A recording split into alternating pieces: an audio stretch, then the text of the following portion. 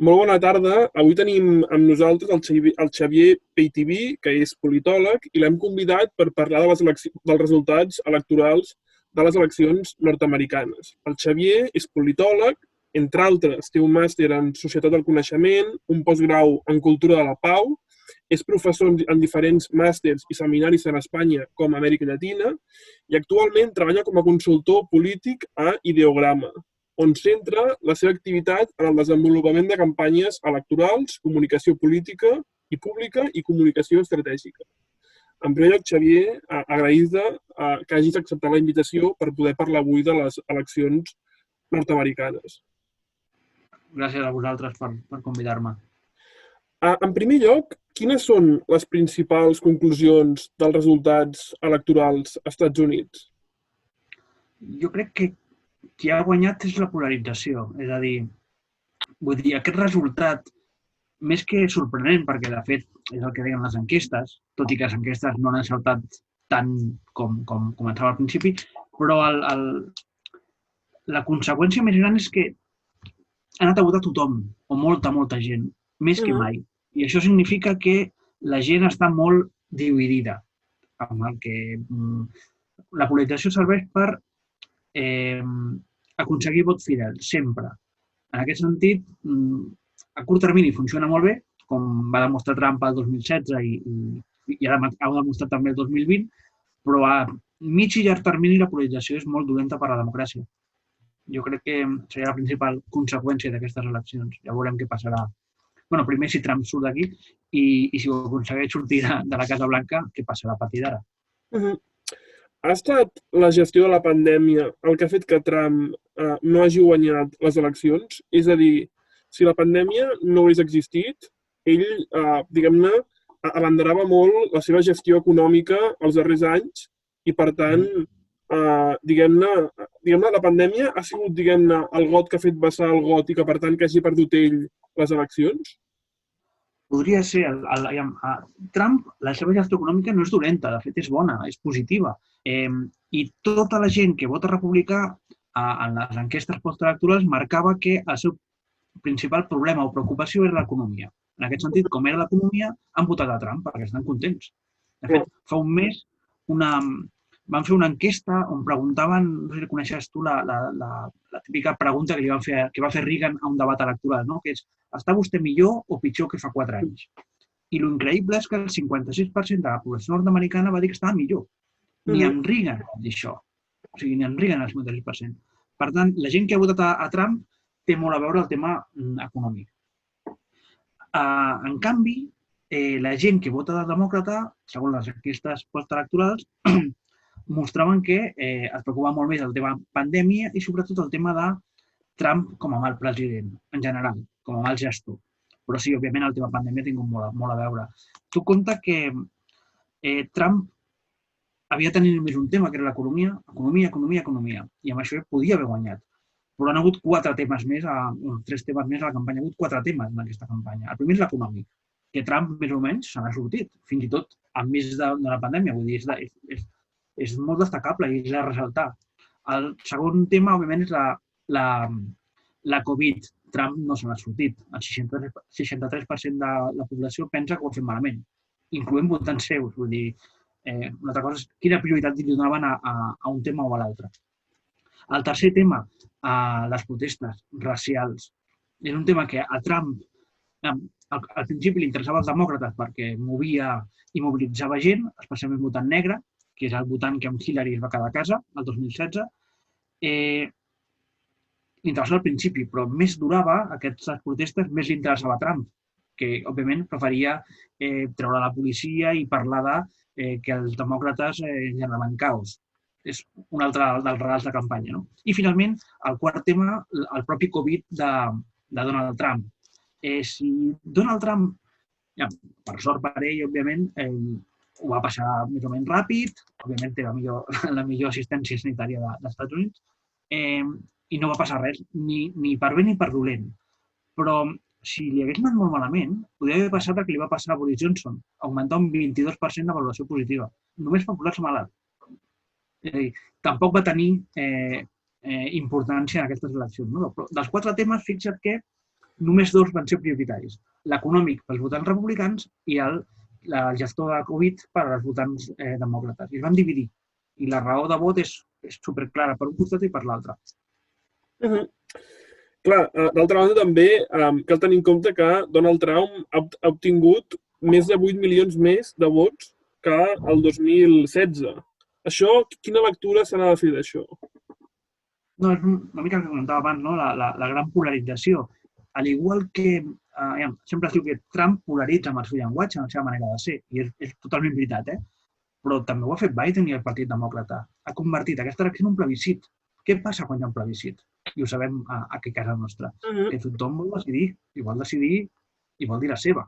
Per tant, la gent participa molt més. Si convertim una elecció en un plebiscit, en una lluita en blanc o negre, la gent diu blanc o diu negre. I el paper de les enquestes, diguem-ne que no hi ha hagut els errors que van haver-hi fa 4 anys on tothom esperava que guanyés Hillary Clinton, però en aquest cas tothom esperava que Biden trauria 7, 8 punts, o això almenys apuntaven les enquestes els dies abans de les eleccions. Què ha passat? També hi ha qui apunta, no sé si això és cert, que els votants republicans no tendeixen tant a contestar, a respondre a les enquestes o a dir del tot la veritat quan els hi pregunten. És així? És possible això també? No crec que sigui tan vot ocult, que sí podia haver estat el 2016, tampoc massa, segons enquestes no va ser tampoc massa important, però el 2020 jo penso que no. Senzillament, les enquestes, que finalment tampoc fallaran tant, les enquestes. Encara ja s'estan votant vots. De número de vots, de número de percentatge de victòria de Biden sobre Trump no canviarà tant el resultat d'enquestes i post-enquestes. El tema és que s'han equivocat molt, o almenys bastant, a estats com Florida, a estats com Michigan, que donaven un 8,6 i finalment sí, ha guanyat Michigan Biden, però vamos, li ha costat suor i llàgrimes. I a Wisconsin, a altres estats. Aquest és el gran... És a dir, la gent... Són dues coses, no? El primer, la gent decideix fins al final el seu vot i passa als Estats Units i passa a tot arreu, no? I decideix en l'últim moment anar a votar. I molta gent es va mobilitzar per Trump, a favor de Trump. Jo n'estic convençut. Això primer. I segon, el vot ocult dubto que existeixi, però sempre costa més dir que votaràs a Trump segons a quin territori i segons a quina encastadora. Hi havia alguna enquesta que era el 2007 que la gent li feia una miqueta de por dir-ho per vergonya, no? Tot i així, votaven finalment a Trump. Per vergonya, tal com la premsa que per cert està a grans ciutats on voten demòcrata, la premsa els tractava a aquests votants com a tontos, com a campesinos, etc. I com llegeixes, diguem-ne, el vot de les diferents minories, afroamericans, llatins? Diguem-ne que el seu paper ha estat molt crucial de cara al resultat electoral. Quina lectura en fas? Sí, jo crec que el paper és més o menys el que s'esperava, és a dir, la gran majoria de minories voten demòcrata, no és cap sorpresa. Quina sorpresa hi ha hagut? Una, que aquest cop han sortit a votar. Estaven mobilitzats. El 2016 es van quedar a casa i per això va perdre Hillary. Hillary guanyava de carrer si haguessin sortit al carrer, si haguessin sortit a votar. I la segona, la petita diferència del vot hispà. Molts hispans han votat republicà i segueixen sense ser la majoria ni molt menys, és un 36%, crec. O sigui, encara guanyen els vots demòcrates de carrer, però estan augmentant i és de destacar, és un dels temes de destacar.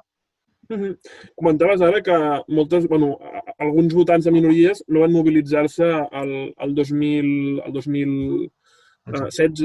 Diguem-ne, el que va fer mobilitzar-los va ser més la por a que guanyés Trump que no pas, diguem-ne, el fet que Biden els pogués seduir. Això no ho sabem encara, ho sabrem, no tardarem gaire en saber-ho. Les primeres enquestes diuen que 4 de cada 10 votants de Biden eren anti-Trump, és a dir, que 6 són a favor dels demòcrates. El 2016, 6 de cada 10 van votar Trump perquè anaven contra Hillary. Vull dir, compta amb això, que que hi ha més gent que va anar contra Hillary el 2016 que no ara contra Trump el 2020. Però, repeteixo, són enquestes provisionals i faltarà veure-les, però serà molt interessant saber-ho. Tot i així, haig de dir que, tot i que la raó principal fos anar contra Trump, de 4 de cada 10,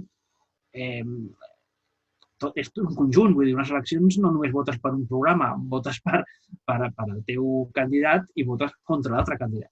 De fet, una de les coses que augmenta en qualsevol campanya electoral dels últims 5-10 anys a tot el món és l'emocionalitat. I és a dir, jo igual dubto més a qui votar, però estic seguríssim de qui no votaré. És l'emocionalitat que li dones al vot, no? Jo puc estar segur que no votaré a Trump i en el cas dels Estats Units només hi ha una alternativa, que és votar Biden. D'altra banda, quin serà, diguem-ne, el paper, o creus que el Tribunal Suprem jugarà algun paper en el contenciós de Trump contra Biden, o que la majoria de recursos interposats, és a dir, o que només quedarà, o sigui, els recursos de Trump presentats quedaran només als jutges, diguem-ne, dels estats federals? O això arribarà al Suprem, tu creus? Dependrà de si apareixen algunes proves però ara mateix dubto bastant que apareixin cap proves, no? En aquest sentit, encara que la majoria republicana estigui al Tribunal Suprem, dubto que hi arribi. Encara que hi arribi, vull dir, és molt complicat que es pugui fer absolutament res. Aquí, jo ahir escrivia sobre això, escrivia igual perquè no ha sortit enlloc, encara no ho he publicat, però jo parlava ahir, escrivia un article sobre la campanya d'Andrew Jackson del 1824. Ja sé que soc molt friqui i parlo de coses rares. Aquell any, Jackson va guanyar les eleccions, però no tenia majoria absoluta. I llavors va ser el Congrés el que va decidir. I el Congrés va decidir que el que havia quedat segon seria president i casualment el que havia quedat tercer, que era casualment també el president del Congrés, seria secretari d'Estat. I a Jackson, diguéssim, el van putejar i el van fer perdre. Què va fer Jackson? Òbviament, va parlar de corrupció, de corrupt bargain, que es diu aquell cas, i va muntar el seu propi partit polític, que es deia el Partit Demòcrata, que encara existeix. El va crear Jackson perquè es va cabrejar. Va estar 4 anys i aquell va ser tema nacional, tothom en parlava i era Jackson o Quincy Adams. El 1828, les següents eleccions, Jackson va matxacar a les eleccions i va estar governant, de fet, 2 legislatures més.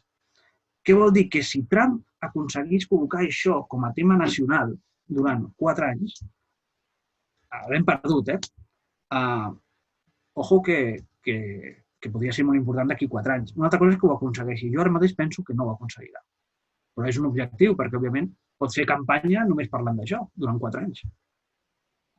I fins al mes de gener, què farà Donald Trump?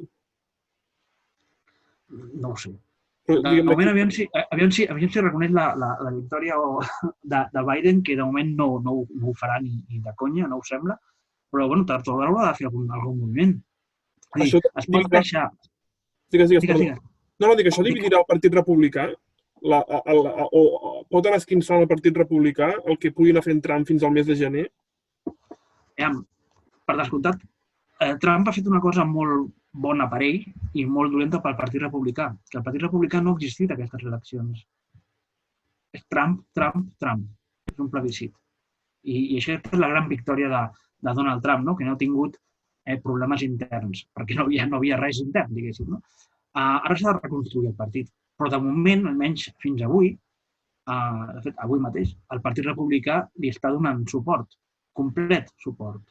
Ja veurem si tard o d'hora apareixen més persones com Bush o Romney, no? Que també hem de dir que són veterans. És a dir, aquests no es presentaran, no han de pujar un càrrec. La resta de partit que estan de pujar i escalar, clar, ara aliar-se contra Trump, doncs igual no és bo per ells. Però ja ho veurem. També dependrà molt del que faci Trump. I quines reflexions creus que han de fer tant el Partit Demòcrata com el Partit Republicà després d'una mica els resultats que de moment coneixem? El Partit Demòcrata jo crec que per moltes bones paraules que tingui Biden ha tornat la unitat del país, estem tots junts en això, de fet no ho està. El 2016 molts milions de persones van votar Trump perquè se sentien maltractats o que ningú de les èlits polítiques normals i típiques, siguin republicans o demòcrates, ajudaven als seus problemes.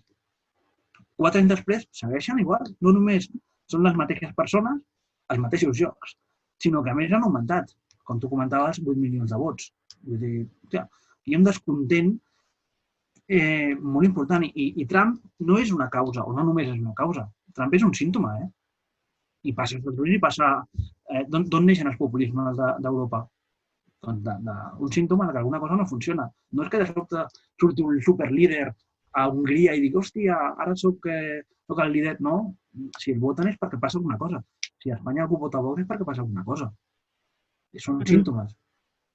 Això el partit republicà i demòcrata. I respecte al partit republicà ha de decidir si es puja, diguéssim, a la lluita aquesta de Trump, que no sabem quan durarà, però pot durar fins a 4 anys, de frau, de la mateixa que t'he comentat del 1824, no? Tots pujats al nou partit, que sigui el demòcrata, o comença a posar una miqueta de seny o de tranquil·litat. Però no ho sabem fins que no passi. També dependrà molt de si hi ha majoria o no final al Senat i al Congrés. Perquè, clar, no és el mateix tenir majoria que tenir minoria. I fins que no s'acabin de comptar no ho sabem. Perquè això pot...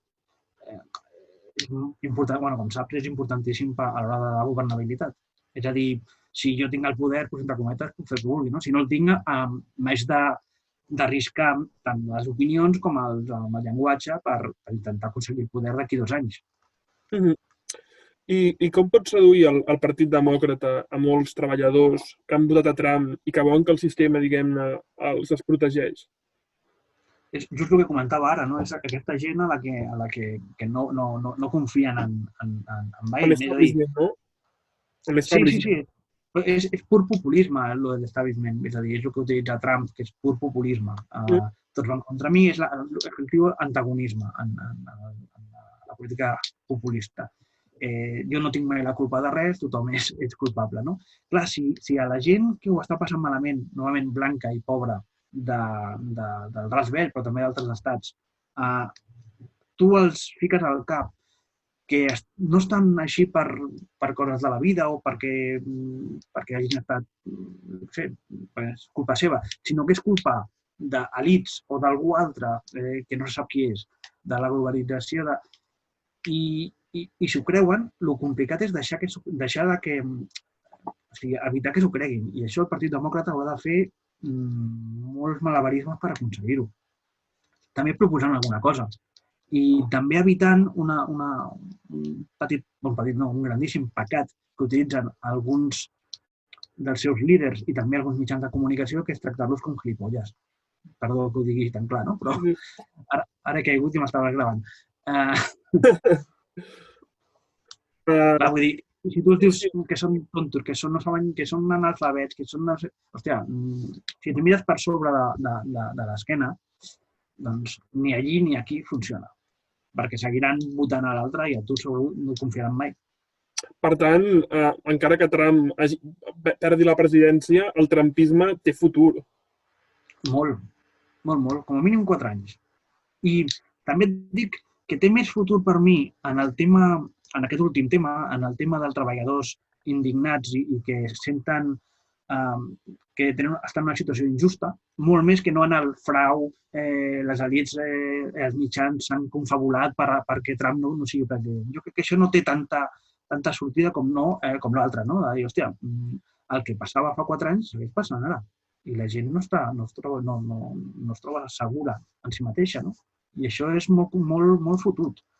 Hi havia una frase d'Aristòtil, que no diré perquè tampoc cal passar-nos, però que deia que la ràbia té sentit quan és indignada. I hi ha molta gent indignada, no?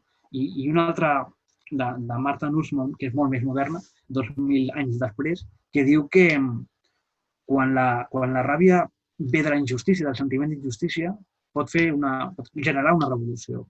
El 2007 hi va haver una revolució electoral. Va guanyar Trump.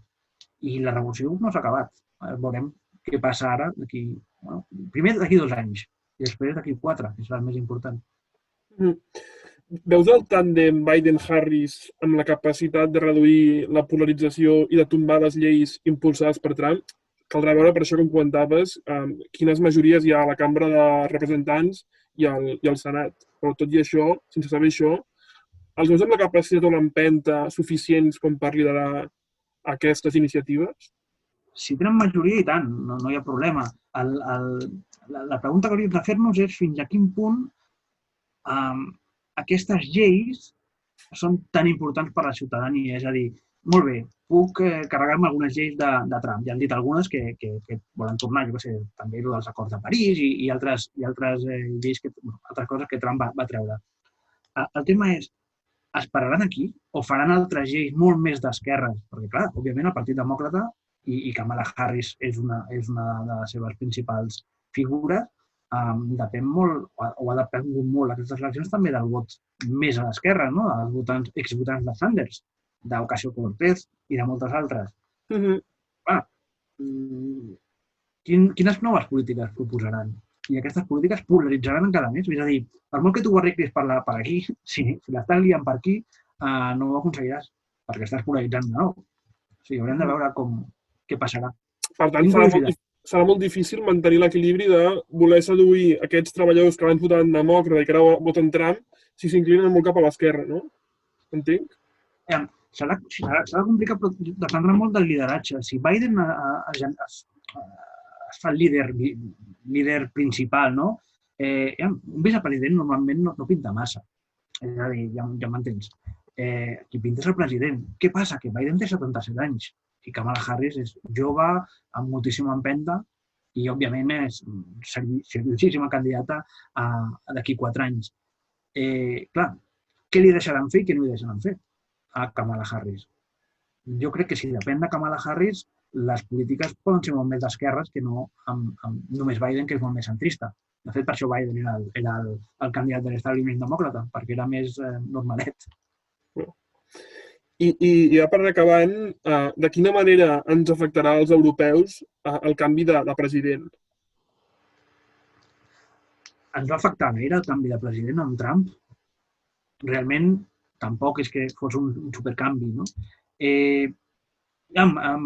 Crec que tindrem més estabilitat en aquest sentit, no? Més estabilitat política perquè Trump la podia liar més sovint, no? Però, de fet, avui mateix a Rússia es comentava que Biden pot ser pitjor que no Trump per les relacions amb Rússia, no? I, clar, unes males relacions amb Rússia als Estats Units són males relacions d'Europa amb Rússia, també. I molt més si Biden es veu més proper a Europa, a la Unió Europea, que no Trump, que òbviament no era gens proper a la Unió Europea. També serà interessant veure el nou paper dels Estats Units amb el Regne Unit, quan ja el Brexit ja està en marxa, no? No crec que sigui la mateixa relació amb Trump que amb Biden. Almenys no en decisions polítiques. Ja ho veurem. Personalment, crec que serà millor amb Biden i Boris Johnson que no Boris Johnson i Trump. Personalment, però... I per Boris Johnson? I per Boris Johnson, com li afectarà amb el Brexit? Això, diguem-ne, li complica bastant, perquè ell, diguem-ne, pel que diuen els mitjans i els analistes, l'element Trump, diguem-ne, li permetia una certa desestabilització de la Unió Europea que li favoria amb ell. Clar, per això comentava. Però això, políticament sí, però personalment Trump i Boris Johnson com que no s'aguantaven massa. En canvi, Biden i Boris Johnson sí que té pinta que, bueno, a part ja es coneixen, ja tenen més bona relació. És a dir, que a vegades el tema personal té molt a veure també en la política internacional. Ja veurem què passa, no? Però serà un element superinteressant per veure que... I, de fet, segurament serà la primera visita que faci Biden fora. O Johnson cap allà, no? Que és entre Canadà i Regne Unit sempre estan ahí. Doncs molt bé, Xavier. Moltíssimes gràcies per les reflexions i l'anàlisi de les eleccions nord-americanes i esperem que en els propers dies es vagi esclarint una mica més tot, que encara estan fent el recompte i a veure si Donald Trump legitima el resultat electoral. Molt bé, doncs moltíssimes gràcies i quan vulgueu.